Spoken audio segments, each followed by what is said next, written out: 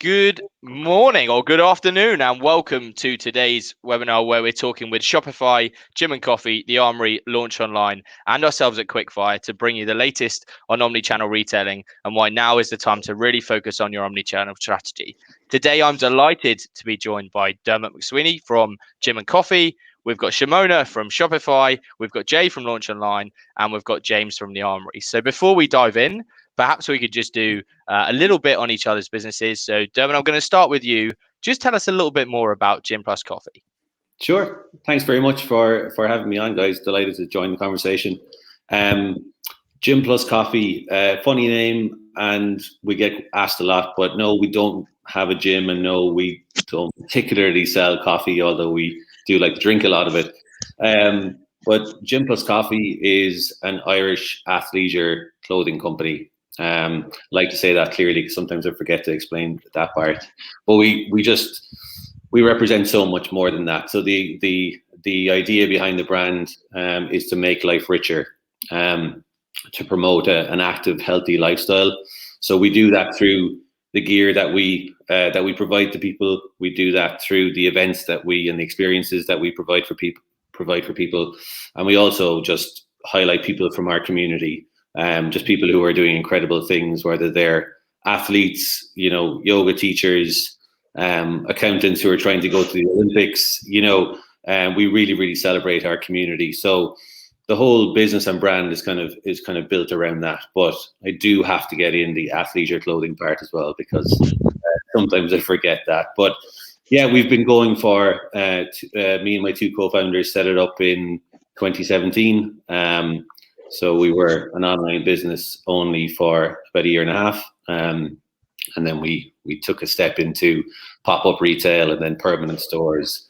So yeah, 4.5 years of startup growth, Brexit, a once in a century pandemic, and all the things that go with that. So it's been an amazing few years, and we've lost hairs or grown grey hairs as a result of it. So it's been great fun. It's so good to have you on today, and really looking forward to hearing more about your story shortly. Let's come to you next, Shimona. It's lovely to have you for, I think, the third or even fourth time now. Just for those that perhaps haven't seen one of these, please just tell everyone a little bit about your role at Shopify. Sure, happy to. I'm the managing director for Europe, Middle East, and Africa at Shopify. And of course, if you don't know, and hopefully you do, Shopify is a platform that powers businesses to be able to build, scale, and grow, be able to reach their customers in every channel that they can while providing all of the admin and ability to manage their businesses in the background. Very good. And Jay, I'm going to come to you next.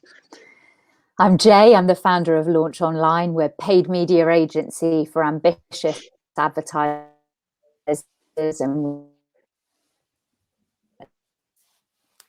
I will come over to James and maybe come back to Jay if her audio recovers.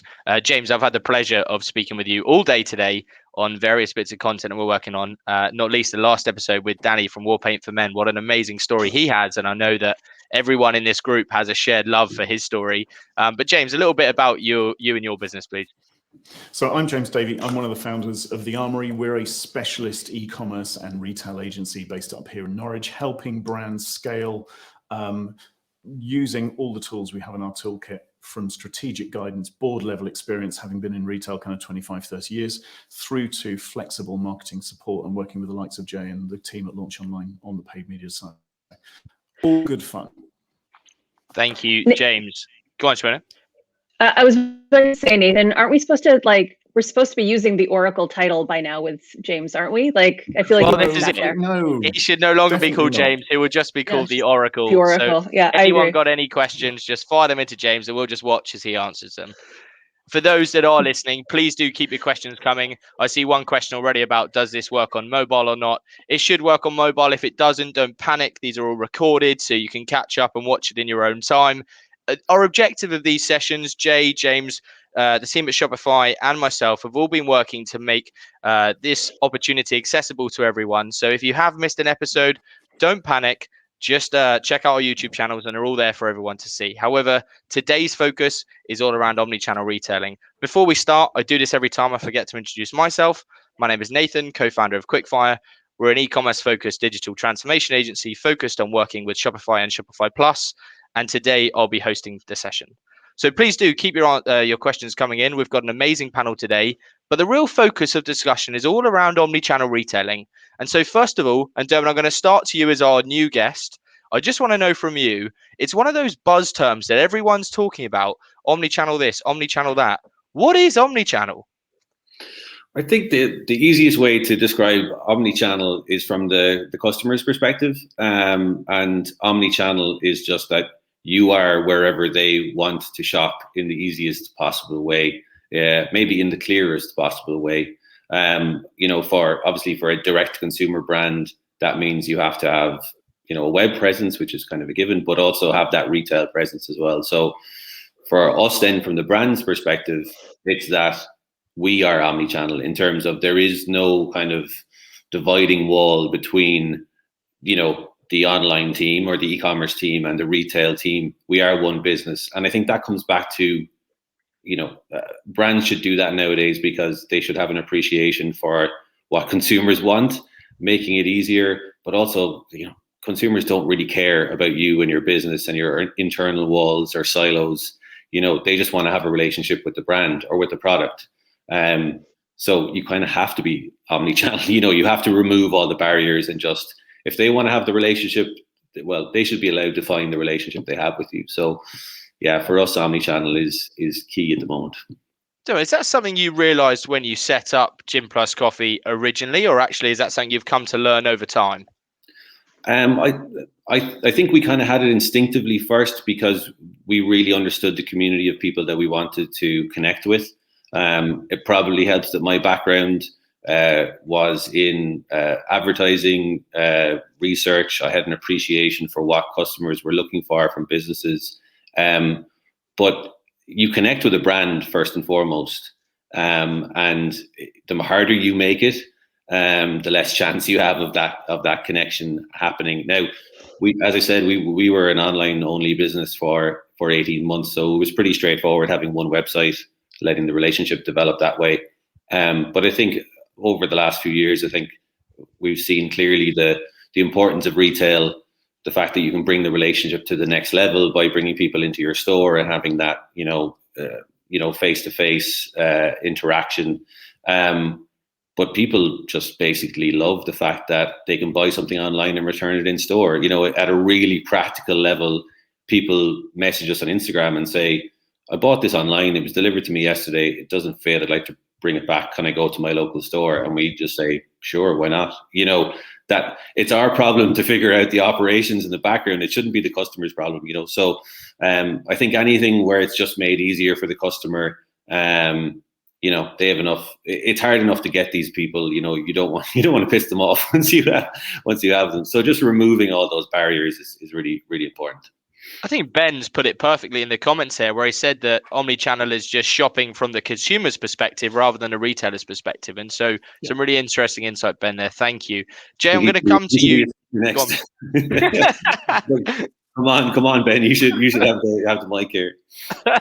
Jay, I'm going to come to you next. What does omnichannel retailing mean to you?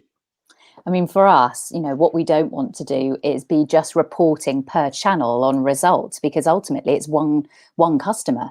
And, I think that digital marketing and digital marketeers have got into this habit of reporting per channel what return on investment is, and not actually look at that customer experience at all the different brand touch points.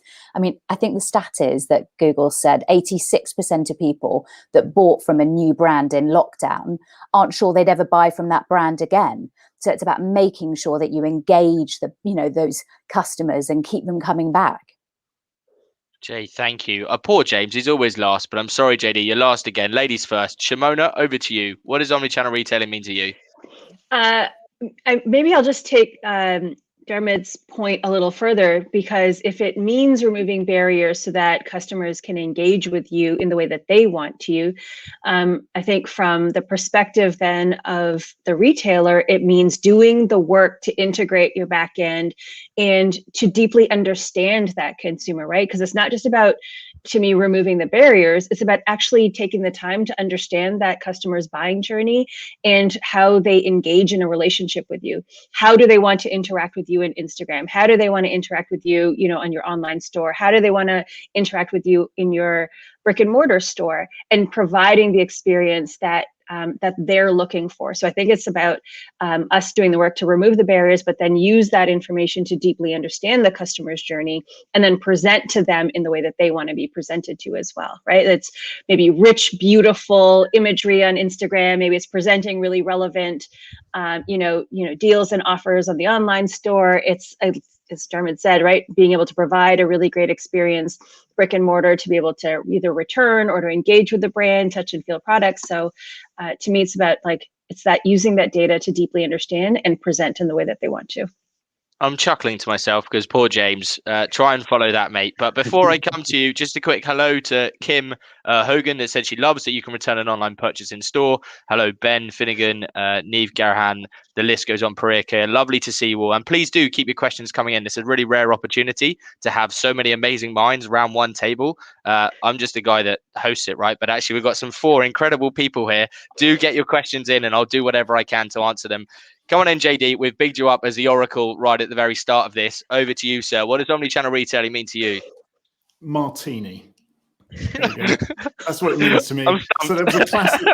I'll explain why. There was a classic ad back in the late 70s, early 80s. Anytime, any place, anywhere, Martini. That's what omnichannel means to me. It basically means shopping. Customers don't, Dermot made a perfect point. Customers do not buy by channel. They buy from the brand. So therefore, we have to be anytime, any place, and anywhere. And that doesn't mean just for purchase. It means for returns. It means for customer service. It means for wrapping people up in this cotton wool of whatever Gym+Coffee is looking to put out and kind of advocate in its world, whatever another brand is trying to compete with. So that's what it is. It's Martini, with or without olive. So good. JD, perfect as always. Now, of course, omnichannel, we all focus on, it's all about the consumer, but actually it's not just about the consumer. It's the consumer, the retailer, it's the combination of the two. Let's just focus just on the retailer in terms of omnichannel. Dermot, how has it helped you in your business by taking that omnichannel approach? What's it done in terms of efficiency or operations that actually perhaps the customer doesn't see? Yeah, well, to be honest, I could come up with a really, really, intelligent sounding answer. But the key thing is simplicity. Particularly if you're a small growing business, you're removing the barriers for yourself as well. And I think that comes back to, I would kind of call omnichannel and direct to consumer, kind of interchangeably. Over the last few years, we've just seen massive growth. I don't think we would have spent so much time and energy trying to figure out how to interact with a retailer or how to get the supply chain correct to deliver to one of these massive retailers in the correct way on Oxford Street or something like that. That would take, a career to figure out, how to nail that.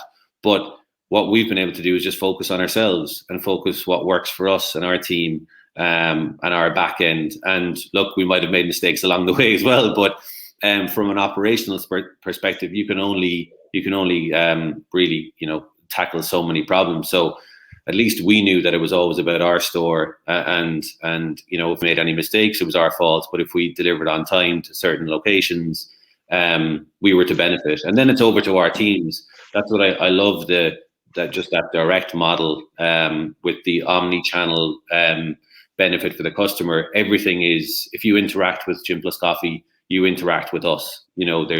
There's no one other in between. So if we fall down, that's our fault. And if we provide a great, experience for the customer, that's a pat on the back for us as well. So I think the key thing really is simplicity, particularly when you're a small, growing business.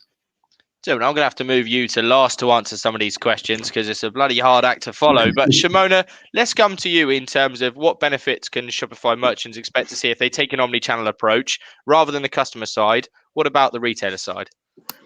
Yeah, I mean, what's great is I mean, particularly with the Shopify platform, is the ability to really pivot and experiment with channels really, really seamlessly, right? And I think that's what's really important right now is there's no point in time that you're going to deeply understand your customer base and that's how they're behaving, from here on out and forever and ever. We know that channels are changing drastically. And so I think what's really cool about an omnichannel approach is continuing to use the opportunity to experiment in different channels, see how customers engage, see what conversion looks like, see what's working for you, and if it doesn't, to pivot and try another channel, right? So if you are all in a singular channel, or you don't have your back end connected, you're actually going to lose so much learning and understanding of your customer and how they're kind of navigating through the journey. So to me, I think the benefit is agility and experimentation and constant learning.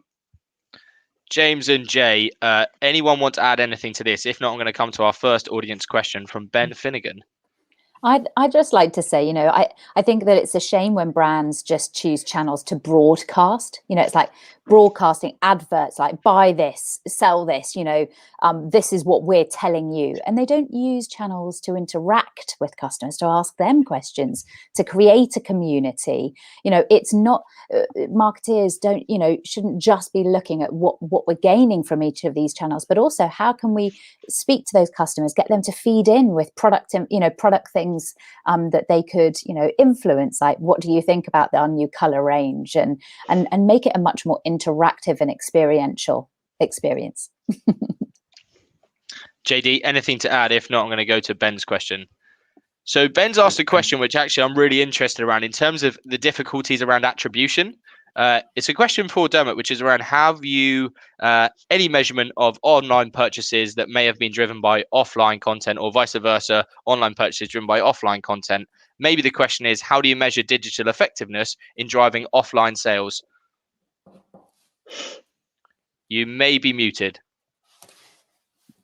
Thank you. That's not the first time I've made that mistake in the last year. This all comes down to email capture in store, and quickly becoming probably the most important metric in the business. When we had stores first, it was like, oh, that would be a nice way of capturing the customer data and just being able to track those journeys a bit better. But now we've incentivized store teams to receipt by email, capture the email address, because then it can all flow back to, is that customer an online customer already? We can do it. We can track digital campaigns into offline conversions, I would say in quite a limited way at the moment, through the Facebook platform, but it definitely could be much better in terms of specific campaigns and specific conversions. But I think at an overall level, when we stand back on a monthly or a quarterly basis, just the benefit of being on an omni-channel platform like Shopify is that we know who the customer is. We know that they like to jump between the two, or we know that they like to just be a store customer, or we know that they like to just be that one store customer, only their local store in their local city. But yeah, the benefit here is just being a data-led company, which maybe 5 years ago, maybe a clothing company wouldn't have been so data obsessed, but we are, because that's how we're building the future of the company. So it all comes down to email capture. If the team kind of lose that focus, then us as a head office or a digital marketing team, we're not as intelligent as we could be, basically, because we don't have the information to make the decisions. But yeah, it could be, to answer Ben's question, it could be much better, but we're starting where we're starting from, basically. Guys, I'm absolutely loving this. We are inundated with questions, and so I'll try and get through them as quickly as possible. JD, I just want to touch upon your experience with Jules and years in retail. How have you managed to solve that attribution challenge between, was it offline that generated this sale? Was it online? Was it a combination of the two? Tell us a little bit more. So I think, Dermot had it from a data perspective. You need a single view of the customer, not necessarily a single customer view, which is this big behemoth database, but I turn it the other way around, a single view of that customer. Email address is incredibly important. Capturing, and Shopify's made that super easy. Historically, you'd have to buy into another platform to do your kind of digital receipting, I suppose, is the way that most brands look at it. So, how easy is it to say, would you like to receive a digital receipt? Therefore, if you lose it, you can always return it. There's always value exchange that has to happen. Excuse me. So the main thing there was trying to make sure that we didn't, at Jules, we built a customer database that allowed us to see that cross-channel behavior. And that was also across things such as eBay, and obviously not Amazon because they mask their email addresses, but we could understand that buyer behavior and then tailor our communications to make sure we weren't telling a in-store buyer, shop online, shop online, shop online. We told them about their local store, what was new in, what was rated by that local store, for example. Because that's what was really important to them. Sadie, I think you've earned yourself a drink. Very good. Thank you. Shimona, yeah, I'm going to come to you shortly. But before I do, Jay, someone just said, super explanation, bringing the customer on the journey and engaging with them at every step across all platform is absolutely key. So a little shout out for Jay there. But in terms of Shimona, over to yourself. How have you found Shopify merchants wrestle between that attribution across online and offline?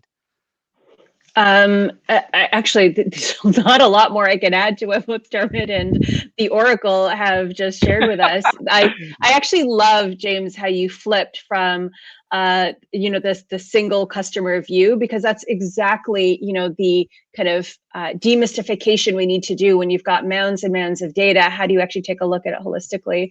And I think that's actually what's most important, right? Because when you're growing and scaling, and when you've got multiple channels you're managing and you're experimenting, taking the time to really understand that journey, understand that view, it allows you then, if it's a really great, if it's a flash sale, if it's a new product drop, or if it's a sale, then you better understand, the influence a channel maybe has had on that sale. And then you can better nail your marketing mix and your budgeting strategy, right? And again, fast-paced environment that we're working in, it allows people to put the money in the right places so that they're growing in the right places and being really intelligent with it, so that you're maximizing your efforts and your budget, which I know is really tough when you're managing really multiple channels. For someone with not much to add, that was pretty comprehensive, Shimona. Thank you. Oh, thanks. Jay, going to come to you, as I know you've got a little point here, and then I've got a question specifically for you. Oh, brilliant. I think that data hygiene is something that companies really need to get to grips with. The amount of times that we look at people's Google Analytics or their data coming through, and it isn't as accurate as it could be. You won't get 100% accuracy, but being aware that we are moving to a more cookieless world, that we need to look at things not just from a user ID point of view, but understand interactions on a page based on events, really getting to grip with your data hygiene, clearing it up, and then not using the kind of channel data to bash teams over the head of what return on investment you've got, but instead for how things are working together, that you can better speak to the customer at the right time on the method of communication that they want to hear from. And so it's using that for planning, but hygiene, it's all about getting everything cleaned up. Dermot, it sounds like you've got a point to add there on data hygiene. Yeah, I couldn't agree more with that point. Just from a brand's point of view, it's so challenging, like on a week-to-week basis, with so many things fluctuating in the industry, the marketplace, happening with the consumer, that if you're so reliant on some of the bigger platforms for your conversions, what you know about your customer, data hygiene is key. But then that owned relationship, for us, email has just been the number one channel, the number one relationship. That kind of integration of Klaviyo and Shopify has really just been, fuel to our fire over the last, couple of years. And we just know so much more based on how intelligent those platforms are talking to one another. But couldn't agree more with the data hygiene point. I think if you might not be looking at 100% clean data all of the time, that's just the nature of it. But if you know you're looking at messy data, then it's a dangerous recipe, I think, for making decisions based on just the wrong information, you know. Damn it, thank you. We're going to quickly go through some fan mail. We've got one. Gym+Coffee is the gold standard of a consumer-centric brand. From their consumer-first approach to the service to their best-in-class use of UGC on social. Anyone attending this event that is not following them on socials, get on it. So great work. I heard a round of applause from JD there, but great work, Jessica Nolan. Thank you. And then I've also got one for Jay. Super explanation, Jay. Based on what you said, do you think brands need to move away from looking at return on ad spend or ROAS as an end goal if they need to engage with the customers more? Oh, here we go. I don't think that we should get rid of it as a metric. I think it's really important because if you're utilizing smart bidding and automation, it can be a really powerful way to point the machine in the right direction, but it shouldn't be the be all and end all metric. We should be looking at new customer acquisition. We should be looking at, at lifetime customer value. That's like my favorite one. But ultimately collecting that data compliantly and not just relentlessly stalking people online, trying to get that return on ad spend up. Jay, thank you. I've got millions of questions coming in. I've also got a bit of fan mail for myself. So thank you, Michael. Much appreciated. I'm going to come to Lisa's question next, which is stores will be more important than ever, especially for D2C brands entering the physical space. The insights they can gather from online metrics are invaluable. Have you seen any digitally native brand miss the mark when engaging with customers offline as they don't have that physical store experience? Feel free to chuck your name in the hat if anyone wants to go. If not, I'll just pick on you.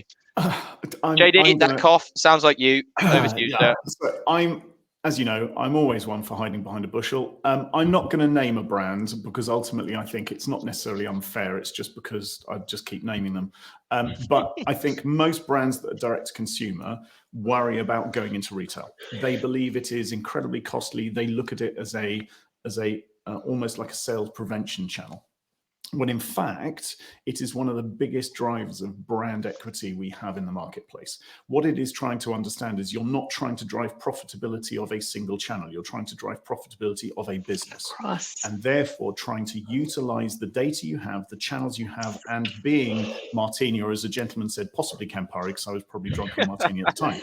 But it's about making sure you use stores in the right way. Now, let's think about Argos as a platform. 1/10 of its floor estate is the experience. And let's be honest, it's Argos. You expect what you get.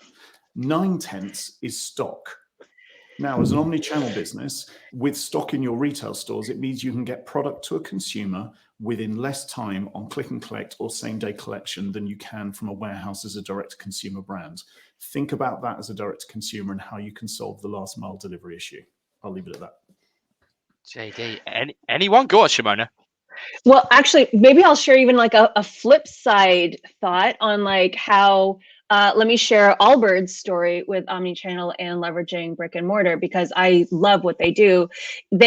One of the things that they've done with Omnichannel is they've boosted conversions by using buy in store and ship to customer and direct and quick shipping, which has allowed them to now, maximize the space they're using and use it for people to come in and experience their brand versus, again, having like stocks and stocks of product and looking like a little distribution center, right? And so it's all about coming in. If you go into an Allbirds store, they're beautiful, but they're spacious and you can sit and you can learn about the product and you can like touch and feel the product. And so they've actually found that they've increased conversion by being able to implement buy online and then ship to. And then we're coming back to like knowing your customer across all channels. My personal experience just in the last couple of weeks, I wandered in on the Marylebone High Street here in London. I wandered into the store. I realized I must have a new color of tree dashers in my life, but I couldn't remember what size I'd ordered. 2 seconds for them to quickly look it up, tell me what size I have, and for them to then be able to help me with that order. If they didn't know that about me on the spot, they would have lost the conversion right there, right? I'm going to go home and I'm going to have to wait and figure it out. Maybe I'm going to order online, maybe I'll get to it. But they were able to know me on the spot, help me with that, and convert me really quickly. So I love what they've been doing with being able to create, again, the connection to the brand, the authenticity, and the space for people to experience the brand by being able to shipped to me afterwards. Dermot, I'm going to come to you. Go on, JD. I was going to say 30% of transactions in a retail store can't be converted because it's wrong size or wrong color. Yeah. So you're absolutely how simple. right. The order in store, it's as simple as that. Yep. I'm going to restore some order back in this place. Dermot, I'm going to come to you afterwards. I knew JD always breaking the rules. Dermot, I'm going to come to you shortly. I'm just going to give Jay a little opportunity to add anything she would like. If not, I'll come straight to you because I've got 2 questions for you. Jay, Great. anything to add? No, I think that stat's a really interesting stat. I hadn't heard that before, 30%. So, that's great knowledge, Oracle. We can always rely on the Oracle. Dermot, I'm coming to you next. Yeah. Say with enough conviction, eh? Come on, Dermot, over to you. I could. How long do we have left? I could chat for the rest of this conversation about the benefits of having your retail locations alongside your digital presence. There's just so many reasons. I understand certain brands would be hesitant, but the world there's just such opportunity there. For us, we're all about building communities and building a community around this brand. That one of the best places to do that is in an in-store environment. We've done a fantastic job over the last few years. We now have 9 store locations, and they're all community hubs. We've held events there. We've recorded podcasts there. We've had panel events for International Women's Day. We've had yoga mornings, coffee mornings. People meet there, run clubs, leave from our stores. Please, someone explain to me how you do any of that purely online. We tried to during COVID, and Instagram Live just isn't the same. Also, I back our store teams, every time to create an amazing environment, and then afterwards probably upsell a few people on a few things. Another part for me, which people seem to forget sometimes, I think James, you might have mentioned it, is there is a media presence and brand equity to having a store in a high footfall area, which it won't be on any spreadsheet that you find, or won't be on any media plan. But people walking by and seeing your store is very reassuring from a trust factor as well. So there's a lot of benefits. I could go on here on a big list. Click and collect is similar to what you mentioned, Shimona. Our store managers are hugely in favor of click and collect, again, because it just brings more people into the store. You have the opportunity to talk to this person, whether it's been already, the purchase has already happened. It doesn't really matter. They're coming into the store and you get a chance to chat to them. We actually opened a new store last Friday, and I went down to the store opening, and you cannot replicate the buzz of a new store, and we've been online for, doing our best as much as we could during all of COVID, and to go down for 2 hours to a store opening and just see the reaction of people and talk to people and see how they feel about the brand. It's, you can read as many Instagram comments as you want, but there's no replicating that in-store experience. I'll leave you to have 2 seconds to have yourself a drink, and then I'll be coming straight back to you with another question from Ben. Before we do, just a reminder for everyone today, hugely honoured to be joined by Dermot from Gym+Coffee, from Shimona from Shopify, from Jay from Launch Online, and James from The Armory. Please do keep your questions coming. We've got about 30 minutes left, and this is an unbelievable opportunity to ask these guys some of the brightest minds in retail, some really pressing questions that you want to ask. So please do ask away. Ben, I'm going to come to your questions next. Dermot, what's the plan for future targeting following the change to cookies? Yeah, that's the big challenge of the month, to be honest, or maybe of the year for the digital marketing team. We've had to make significant changes there in terms of what we're doing, but it doesn't change what we've probably been doing for the last number of years, which is we've always focused on our own channels. So I mentioned email a number of minutes ago. That is our most important channel, and having the relationship built that way. I think Jay mentioned lifetime value. That is the easiest way to kind of measure that on an ongoing basis. I mentioned Klaviyo, but just our own social channels as well. We put a lot of work into them. I know there's kind of pros and cons to that approach as well, but we are really, for the first time now, I think, kind of coming out of COVID, looking at diversifying the kind of comm strategy a bit more, not relying on the old big two or whatever you want to call it. But yeah, it's changed a lot of things, and it's hard to know exactly where that will bottom out, because there's a lot of change in the marketplace at the moment. Anyway, I think consumers are experiencing a strange time in life, where I'm not sure you can read into your ROAS results too much at the moment, given restrictions are easing and everybody wants to get outside. So yeah, it's the big challenge, and it will be a hard few months ahead, I think, in kind of figuring out where that lands. So we've just had a question coming in around good examples of omni-channel retailing. And what I think I'll do is just do a little round robin here, so everyone has a chance to just say someone that they've seen when they've been on their travels that has been doing omni-channel really well. Only positive vibes. We can't use Gym+Coffee as an example because we know they're the gold standard, so they're ruled out. And JD, for once, I'm going to come to you first. Well, I'd like to recommend a brand called Coffee Plus Gym. I think, to be quite honest, this is a stock answer from anyone who comes from a retail background. Let's be honest, John Lewis have been at this game for quite a while. And actually, for that particular market sector, they have the experience worked out for their target customer, and they're only really just kind of starting to get to a point where their data and everything else is giving them the insight they need. So I'd say this sounds really big. I sat on the stage with a guy that actually came up with the term omnichannel in a conference. We were on a panel and he said omnichannel, and that kind of then started the whole kind of why. What does this thing mean? But it's the bit around they've really focused on the service first. And I think that, for me, is where omnichannel actually makes sense. So you're focusing on the service and your product. And ultimately, between those two things, as long as you're giving the customer the right experience and that product matches what the customer's looking for in terms of quality, service, and value, they're always the three match, aren't they? Then you're going to be in a good place. The data can happen and can come later to a degree. But the great thing about Shopify as a platform, as an example, is that it captures that data by default if you use its POS tool and you use e-commerce as part of the function. So that's kind of my 10 penneth.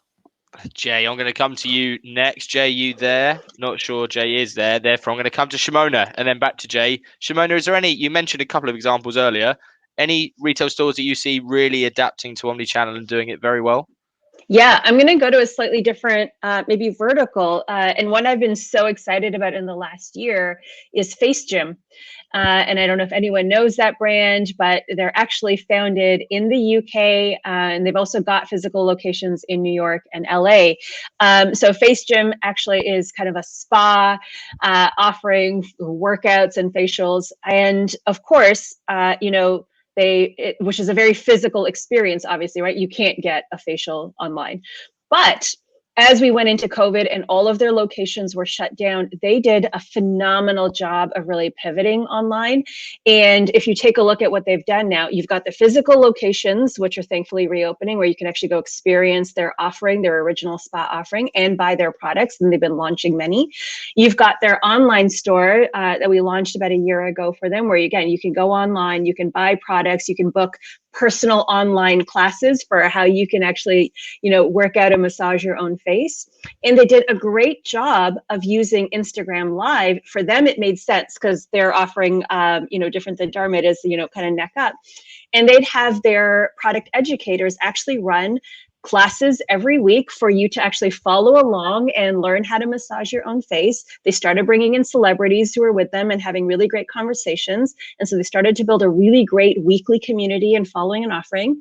And then they've been using TikTok to, just quick educational videos and snippets and tips so people can learn and engage with the brand and then brought back in. So you've got experiencing their core offering in store, being able to buy their products.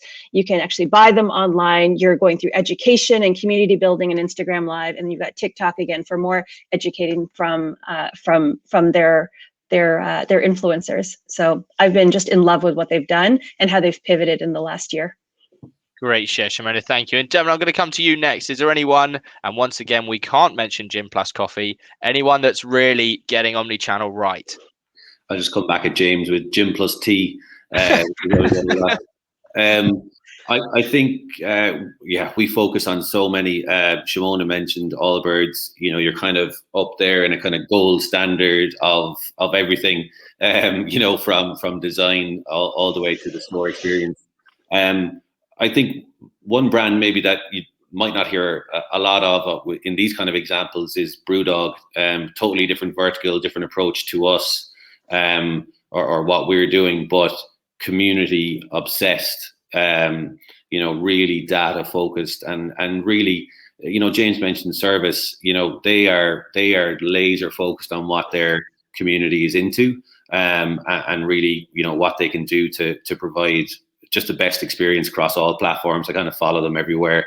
There's a Brewdog in Dublin, and it's all just so consistent. It's a very, very, very, very, very cool brand. I think Rafa is a kind of a similar example that would be kind of closer to home for Gym+Coffee anyway. But again, I think it's coming back to what we started talking about right at the start of the conversation, which is just what does your community want? What barriers you're removing, what are they into? So whether that's online or in store or wherever, you're just providing that. So I think those brands are really excellent at doing that. We're going to give Jay an attempt to share her omnichannel story. Jay, who do you think is doing it really well? So I was going to say that Peloton, I thought, was doing it really well. I'm a massive Peloton fan. Normally I'm in a Normally Jay is You've somewhere, got both but the you're not going in-store to know where. experience of going. Sorry, Jay, carry on. We lost you. So with Peloton, you can go into the store, you can try out the bike, they've got the merchandise there, but it's that customer service. Like Shimona was saying, it's that customer service first approach. It doesn't matter if you go in store or if you go online or you go onto one of their chat channels on social, on their website, but they are absolutely nailing that customer service, that sense of community, and you get the same experience no matter what channel you're on. Perfect, Jay. Thank you. Then I've got stacks of questions coming in for you. So Shimona, Jay, James, get yourself a cup of tea, and we'll just have 20 minutes with Dermot to go through these. But one question we've been asked is around any panelists' opinions on the best software for tracking brand mentions or brand awareness across social channels. Have any of you come across some tools that you would happily recommend that can do just that? JD, I see you're nodding your head. I'll come to you first. So I think we've got it in chat. So Ben's made a very good point. Ben Finnegan, Sprinkler is a really good tool. I think you've also got Social Bakers, which has been out there for quite a while. They're both at the slightly higher end on the pricing level, if I'm honest. Once you start to get into digging into numbers, they're incredible what they do. I think there's one tool there that does a little bit. So if you take SEMrush, for example, which is a tool that everyone uses for SEO or search monitoring, more marketing monitoring now, it actually has quite an unknown feature of social listening and also brand mentions within its tool that just comes part of its package. You can start that tool with kind of $99 a month. So there's a couple of there for all kind of price brackets. Dermot, any to add there, or would you also say that solution is fine? We use SEMrush. I have used Sprinkler in the past. We use Sprout Social. There's a number of ones. I think it's kind of less about the platform and how much you actually kind of lean into it and really activate it amongst the team. A lot of these things can do a lot of things for you, but if you're not really, incorporated into weekly meetings or conversations, that they kind of just happen in the background. So yeah, it's just about using any of them really.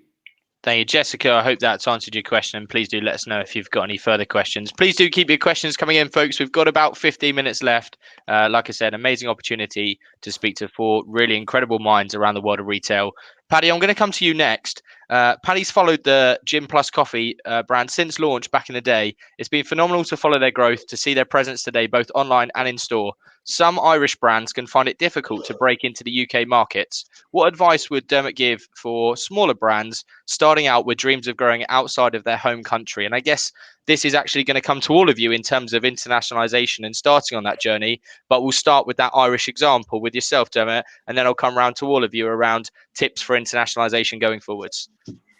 Great, and thanks, Paddy, for the question. And he has been an extremely long time supporter of the brand, so thanks very much.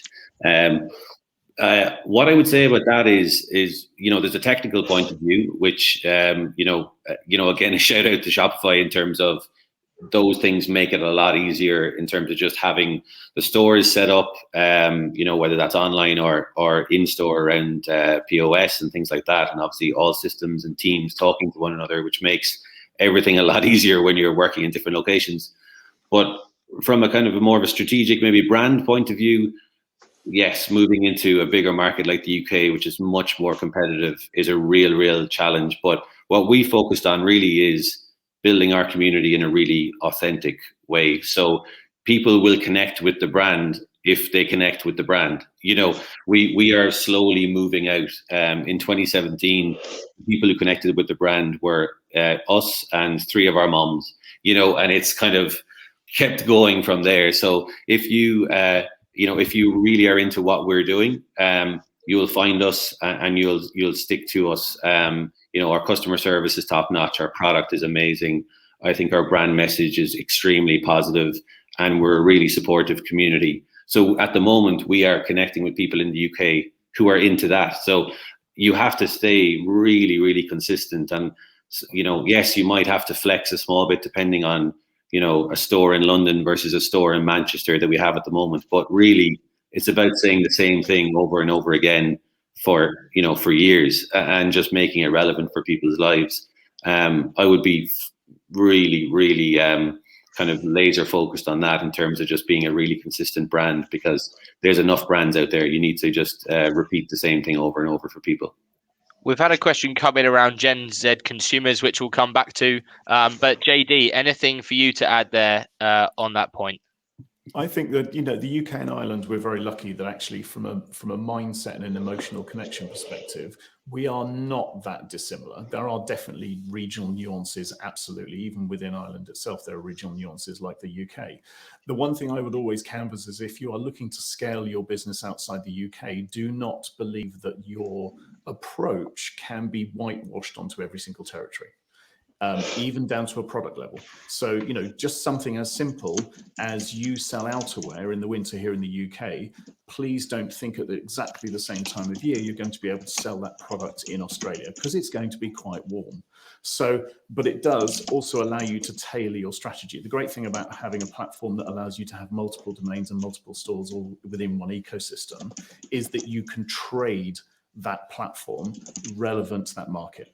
What it doesn't change is what Dermot came back to, which is the essence of your brand. That you should not change, because ultimately you then become a fragmented entity trying to cater for multiple different worlds in different kind of ways. And that becomes really, one, too hard, two, starts to question whether, in fact, if it's working in South Korea, shouldn't we apply that in the UK? Maybe that's a good idea. And it actually dilutes you as a business. So I think there's two things. One is operational and capability, kind of how you do stuff, trade it. And then the other bit is around not losing sense of who you are, which I think is exactly what Dermot said. Shimona, going to come to you next about dipping your toes in different channels. Perhaps you can shed some light on this. Yeah, I've seen this many ways with so many of our brands who are trying to figure out how to go international. I think where some of the fear comes in is like, I must have it all figured out and have my investment plan ready and go all in now. And that's really scary, right? And again, I think what so much of what we've been talking about is the ability to learn and pivot.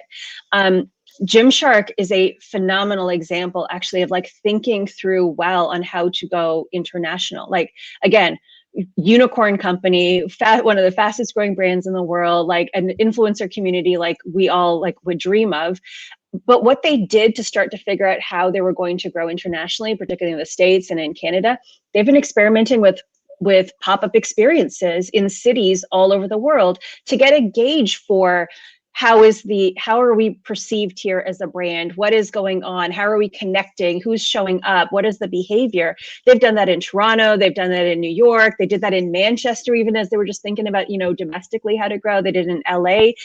And they've been doing that purposely, not just to extend the brand influence, but they've been doing it so they can learn how they're being perceived, how they might show up, and then how they can more intentionally and in a more smart way extend their brand. And of course, look what they've done and the influence they've built and how they're growing. Another really great example, if we took up the other end of like a smaller business trying to figure out how to grow, Omalola Jewelry is one of my favorite stories, started by two sisters, out of their family home selling, West African inspired jewelry while they were, continuing their careers on the side in law and in speech pathology.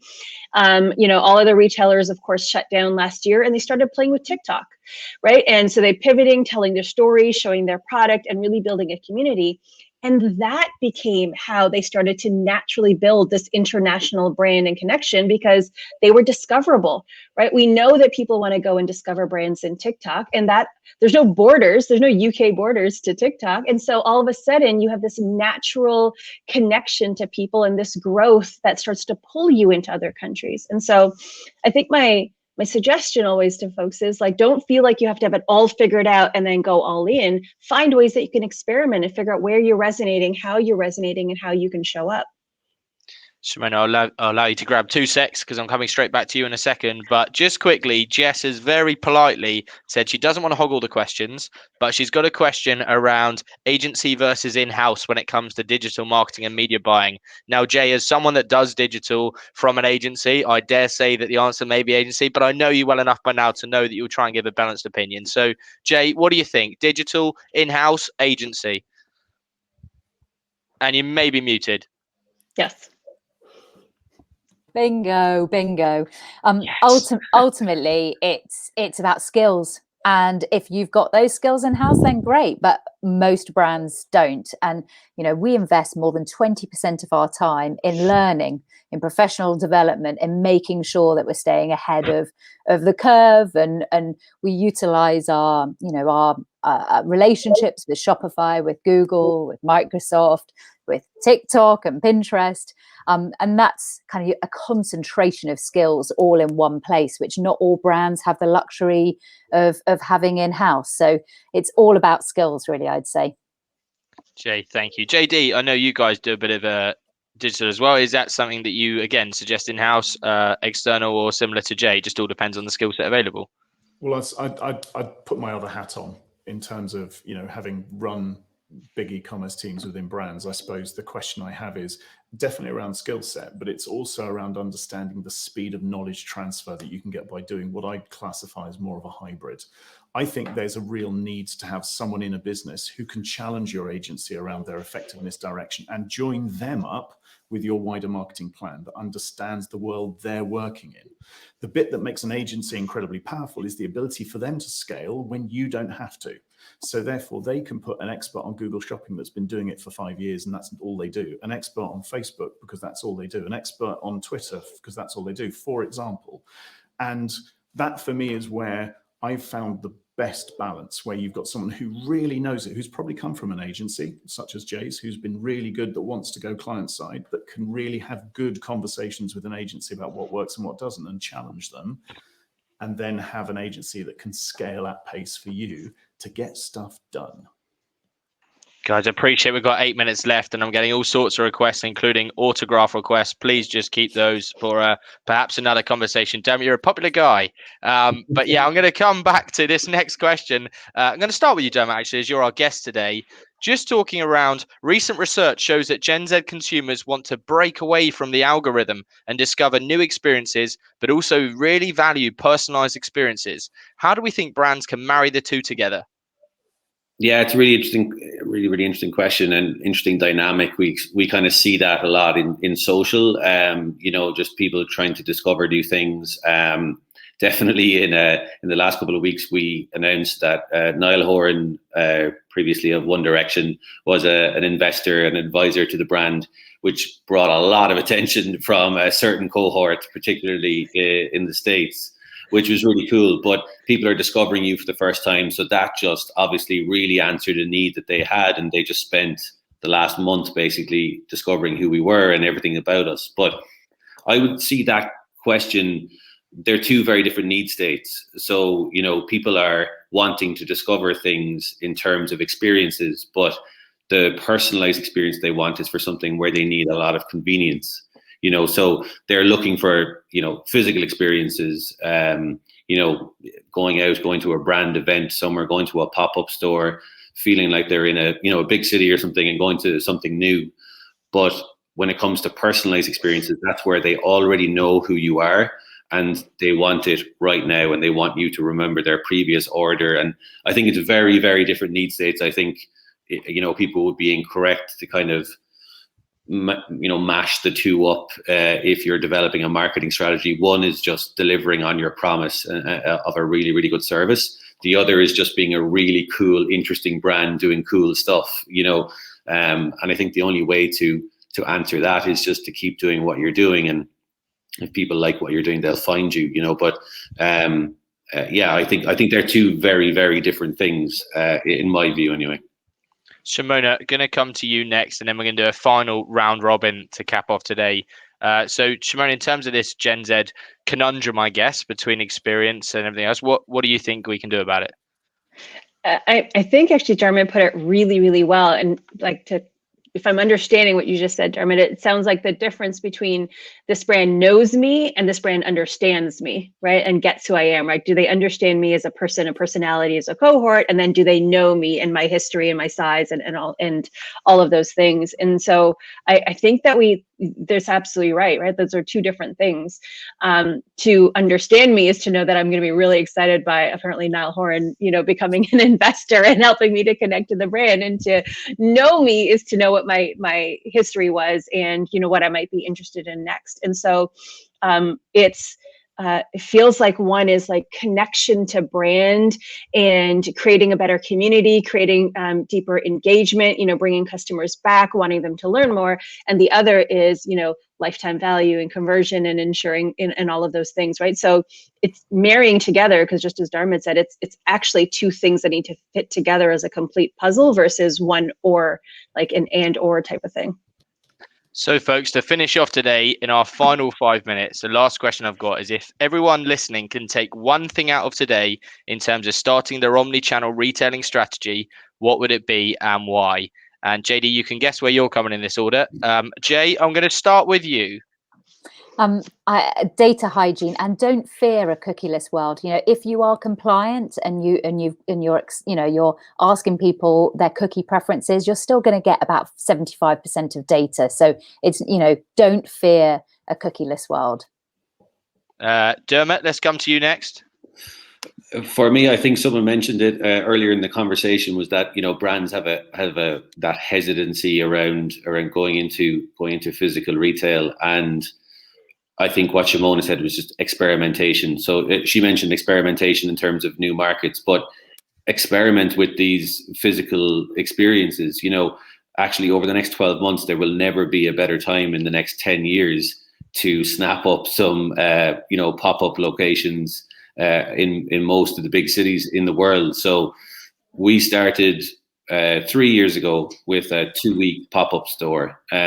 We knew right there and then that we were going in and out for 2 weeks, and that would just be a fun event.